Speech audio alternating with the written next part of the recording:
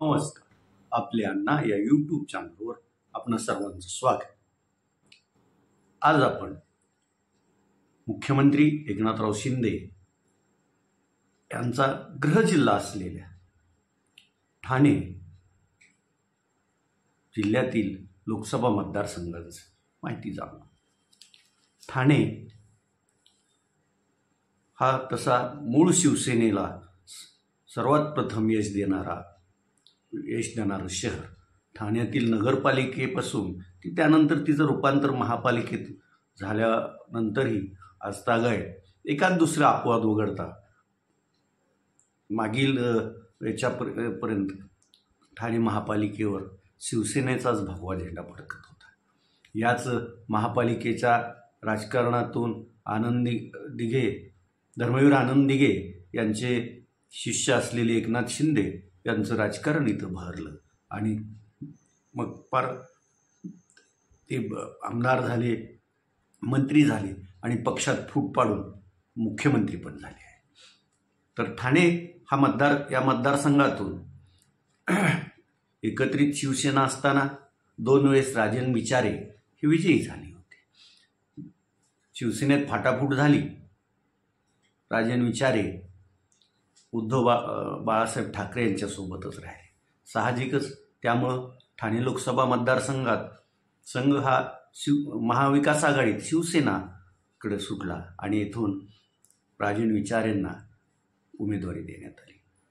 ठाणे मतदारसंघ कोणी लढवायचा यावर अगदी निवडणुकीचा अर्ज भरण्यापूर्वीपर्यंत घमासान सुरू होतं.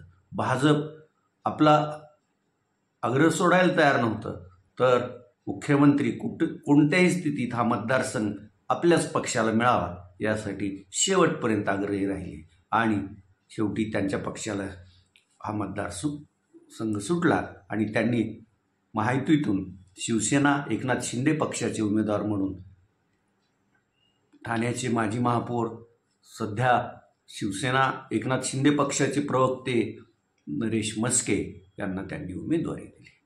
आणि नरेश म्हस्के ही तसं पूर्ण मतदारसंघात ओळख असलेली नेते अशी त्यांची ओळख होती. तरी भाजपचे गणेश नाईक आणि त्यांचं कुटुंबीय यावर नाराज होतं, पण एकनाथ शिंदे हे त्यांची नाराजी दूर करण्यात यशस्वी ठरले आणि इथून 2 वेळेस सलग विजय मिळवणाऱ्या राजन विचारे यांचा पराभव करून नरेश म्हस्के लोकसभेला निवडून आले.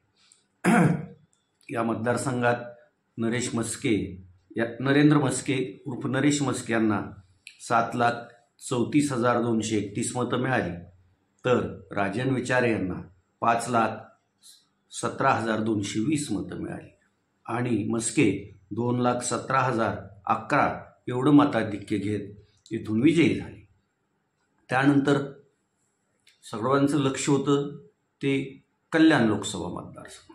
कारण कल्याण लोकसभा मतदारसंघातूनही तिसऱ्या वेळी शिवसेना एकनाथ शिंदे गटाचे उमेदवार म्हणून डॉक्टर श्रीकांत एकनाथ शिंदे हे उमेदवार म्हणून तिथे उभे होते. मुख्यमंत्री एकनाथ शिंदे यांचे पुत्र असल्यामुळे इथून काय होतं त्यातच 2-3 महिन्यापूर्वी येथील आमदार गायकवाड यांनी केलेला गोळीबार आणि त्यामुळं भाजप आणि शिवसेना एकनाथ शिंदे पक्षात पडलेली दरी याचा काय परिणाम घडून येतो याकडं सगळ्यांचं लक्ष होतं. पण इथेही श्रीकांत शिंदे हे तिसऱ्या वेळी विजयी झाले आणि त्यांनी खासदारकीच्या विजयाची आपली हॅट्रिक पूर्ण केली. या मतदारसंघात श्रीकांत शिंदे हा मतदारसंघ शिवसेना उद्धव बाळासाहेब ठाकरे पक्षाला महाविकास आघाडीने सोडला होता आणि इथून त्यांनी वैशाली दरेकर यांना उमेदवारी दिली. यावेळी श्रीकांत शिंदे यांनी 5,89,636 मतं घेतली, तर दरेकर यांना 3,80,492 मतं मिळाली आणि श्रीकांत शिंदे 2,09,144 एवढ्या मतांनी विजयी झाले.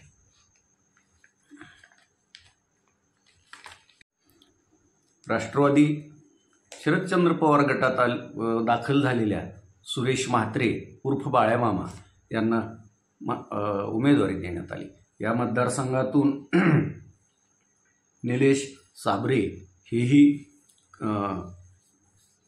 कुणबी नेते आपलं नशीब आजमावत होते आणि या मतदारसंघात असलेले मुस्लिम बहुल भाग या शरदचंद्र पवार आणि उद्धव बाळासाहेब ठाकरे यांच्याबद्दल असलेली मतदार सहानुभूती यामुळं या मतदारसंघातून सुरेश म्हात्रे यांनी केंद्रीय मंत्री असलेल्या कपिल पाटील यांचा पराभव केला आणि ते जॉईंट किलर ठरले। येथे सुरेश उर्फ बाळ्यामामा म्हात्रे यांना 4,99,464 तर भाजपच्या कपिल पाटील यांना 4,33,343 आणि निलेश सांबरे यांना 2,31,417 मतं मिळाली आणि या मतदारसंघातून सुरेश म्हात्रे हे 66,121 मतांनी विजयी झाले। T20च्या विश्वचषक स्पर्धेत सुपर 8 गटातील सामन्यांना 19 तारखेपासूनच सुरुवात झाली। काल रात्री भारताचा सामना अफगाणिस्तानबरोबर झाला आणि भारतानं आपल्या या पहिल्या सामन्यात प्रथम फलंदाजी करताना 8 बाद 181 धावा केल्या होत्या। त्याला प्रत्युत्तर देताना अफगाणिस्तानला अवघ्या 134च धावा करता आल्या आणि भारतानं हा सामना 48 धावांनी जिंकला।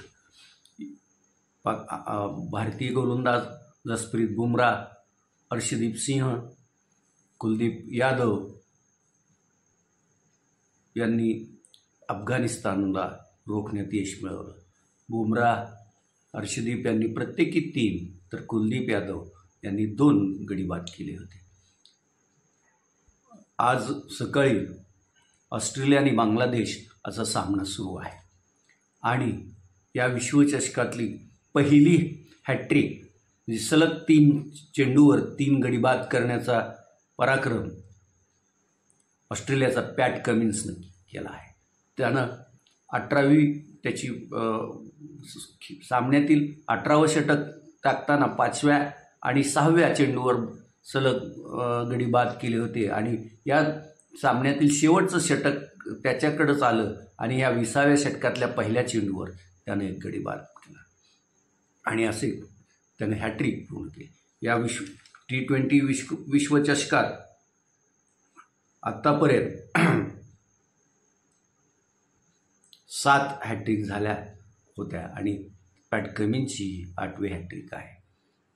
उद्या परत भारताची गाठ बांगलादेशशी सायंकाळी 7च्या दरम्यान पडणार आहे। तुर्तास एवढंच, धन्यवाद।